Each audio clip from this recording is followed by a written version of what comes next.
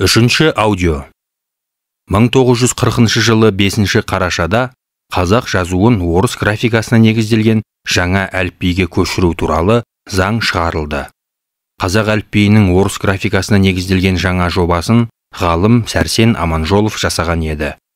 Оның авторлығымен 1940 жылы латын графикасымен жазылған емле ережелері де жарық көрді. Бұл алфавитте 41 әріп, яғни орыс әліпбиінен 32 әріп және қазақ тілінің өзіндік ерекшелігін танытатын 9 әріп болды. Әліпбидегі әріптер орналасу тәртібі бойынша алдыңғы жағында орыс тіліне тән әріптер, ал соңғы жағында қазақ тіліне тән әріптер орналасты. Кейіннен ё дыбысы енгізілді.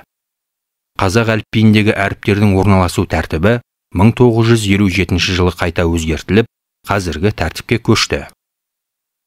Қазіргі әліпбиімізде 42 әріп бар.